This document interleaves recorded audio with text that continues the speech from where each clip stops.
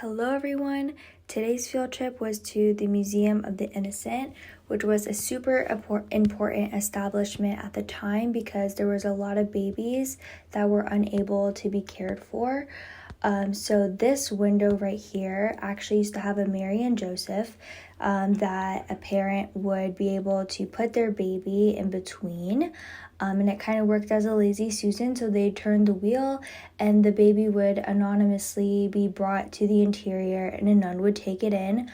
So in a way it was kind of like an orphanage, but they were able to learn, which was crazy, especially for girls during that time. And every child was seen as sacred and holy. This is where they kept all the records of all the babies that have been brought in. And a really cool aspect is that when a baby was surrendered here, the parents would bring with them a piece, usually like half a coin or something, and that would be kept with the record. So if the parent ever wanted to come back, it's kind of like a friendship bracelet. That's how they would be able to identify, you're the real parent of this baby. This was the girls' courtyard.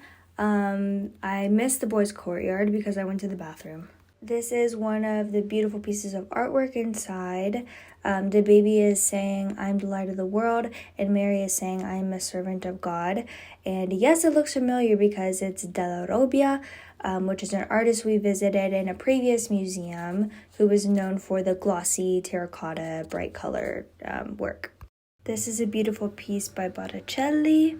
These are a couple of the original emblems. So this one is a boy and this one is a girl, because if you remember, they're on the outside of the museum, but actually at the time that it was built, they were empty and they were added later. This is a very famous nativity scene, and this was from the chapel.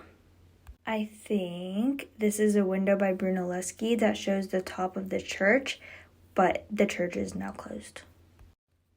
Classic, beautiful window.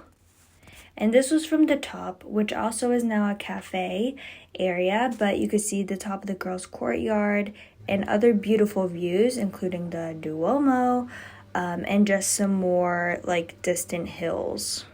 I also learned that this was made possible by a donation from the Silk Guild. They donated 1,000 coins.